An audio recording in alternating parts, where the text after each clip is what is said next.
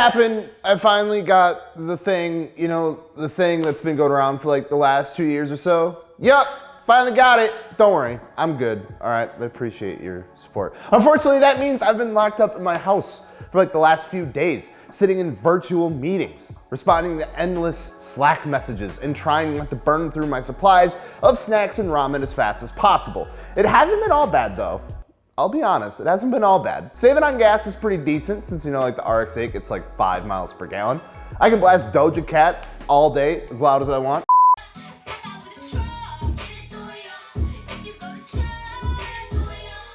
No one seems to mind. And I was even able to find and dust off my trusty old PlayStation 2, which of course could only mean one thing.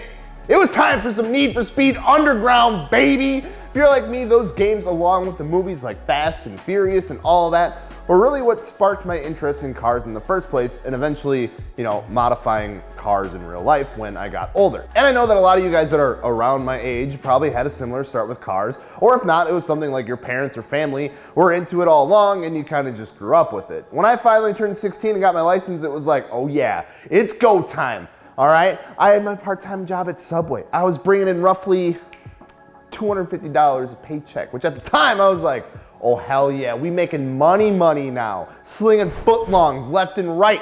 Anyway, I finally had access to start modifying a real life car, and from there the rest is all history. However, firing up that old PlayStation, hopping back into the old streets of Bayview and seeing some of the cars I built back in the day made me think back to when everything first got started for me, and when I was finally able to get my hands on an actual car and start doing things to it.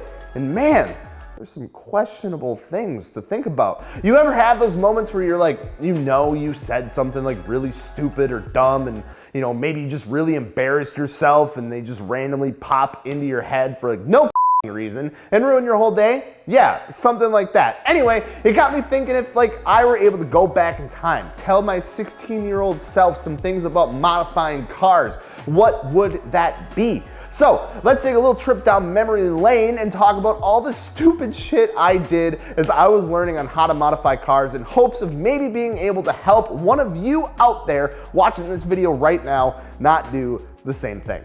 But real quick, first, if you guys are watching this video and you haven't subscribed yet, it would really mean a ton to us, and we'd really appreciate it if you did. It's really what allows us to keep making videos like this. And if you have a friend who comes to mind, when we're talking about some of these dumb things that I did back in the day, and you're like, hey, my friend's about to do that, maybe send this video to them. We'd really appreciate it. Share it around. All right, so first, I think you all need just a little backstory on where everything started for me when modifying cars. I grew up in a very little northern Wisconsin town called Park Falls, population of about 2,000 or so people on a good day, and about 65 miles away from your closest Walmart. Now, that's really saying something. It's still like that. Like I mentioned before, I couldn't be more excited to get my license and of course start making a car my own. What was my first car, you might ask? Well, it was none other than a nice little Inferno red. Yeah, that's right, I remember the actual color. Dodge Neon SXT. Now, it was no SRT4, but it was still a neon, and SRT4 is a neon, so basically the same thing, right? I mean, all it needed was some modifications. Well, this is where I would step back in time and give myself a little on the back of the head. You see, I was so eager to start making this car my own and start throwing modifications at it that it didn't really matter what the part exactly was, as long as I could afford it and if it fit the car and I could buy it as soon as possible. Now, you might not know this, but as you can imagine, there's not a ton of aftermarket support for the SXT Neon. And if there was, it was kind of expensive. So what does a 16-year-old with the want to modify an economy car do with the limited budget? We turn to the old eBay, of course. Looking back on this now, it is the main reason why I will always go to and say, don't go cheaping out on your parts anymore, because trust me, I did it. It sucked, been there, done that kind of thing. Of course, I refused to believe that at the time, even though someone might have told me that. $175 for a catback exhaust and $40 for an intake sounds great as a 16-year-old who just wants something to do to their car, until the exhaust, doesn't sound that great, and it fits like shit, and it looks like shit, and actually melts the bumper because the exhaust tip is so unreasonably big. And then you have to keep reconnecting the intake because the band clamps and the silicone hose things that they give you, really didn't do anything to help at all, and it kind of just flopped around all over the inside of the engine bay and eventually just fell off on the highway. You get what you pay for. That much has always been and will pretty much always run true. I was so caught up in the idea that I needed these parts now that I was unwilling to actually save up a little more for a true brand name part. And I could even make the argument back in the day of like, oh, well, I just didn't know what the good brands were. I just saw this and it was cheap, so I bought it. Because I did. I didn't know what the good brands were. I watched movies, played the games, the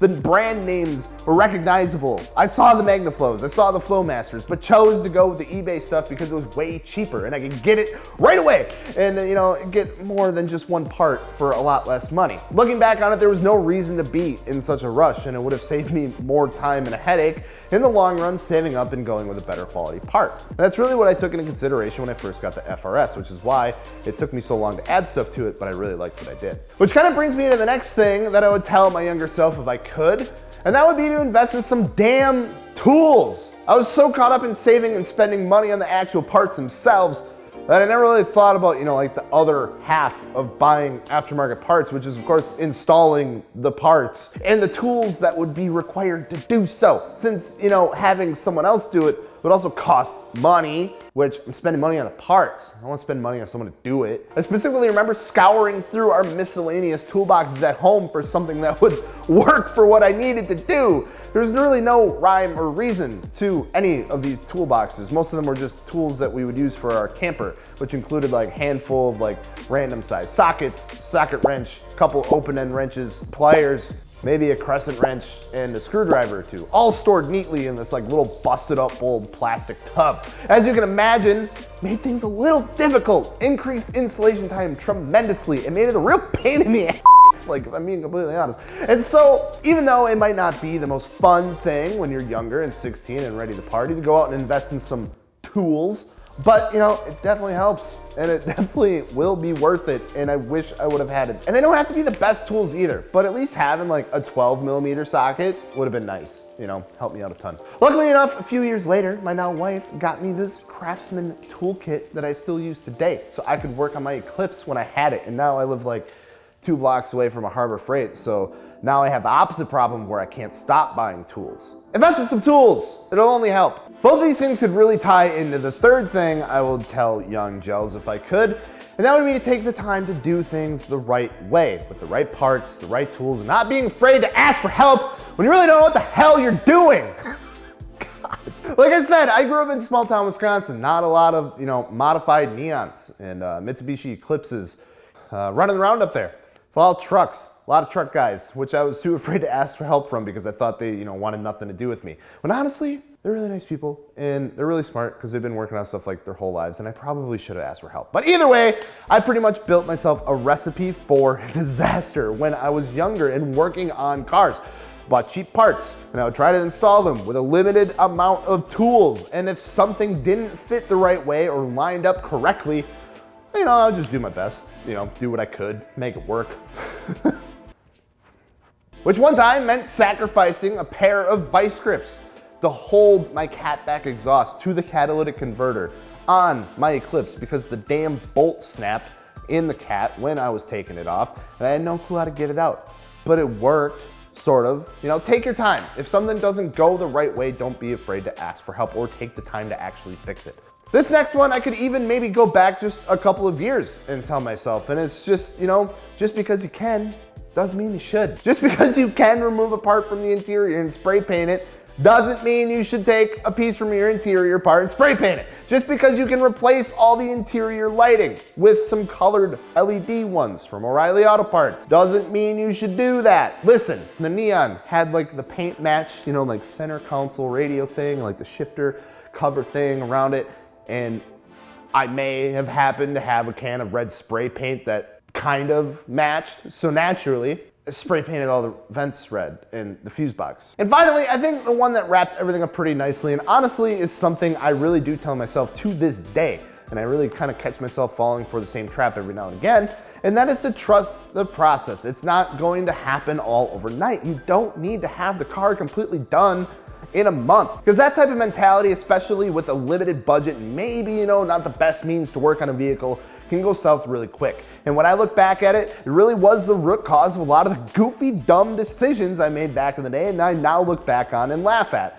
I was just eager to do things to my cars, and that didn't matter if it meant cheaping out on parts or doing half-ass installations or just doing things for the sake of doing something to a car because it meant I got to work on the car and working on the car was fun. These things truly do take time, and it's important to enjoy that time working on the car and doing things with your car outside of working on it. I think I touched on this in a recent video about the impact of things like social media has made on all of us as car enthusiasts, and I talked about how we all feel the need to have our cars done in a matter of a few weeks when at 9 times out of 10, it's just not really feasible in the real world to do it the right way in that short amount of time, especially if you're doing it by yourself. I look back on the RX-8 build series we did last year now, and as much fun as that was, I know that the car had a lot of flaws coming out of it, and that's why I've been taking a lot of time outside of filming videos like this and all the time outside of that to make the car truly what it was meant to be and make sure that things are done correctly and look the best that they can.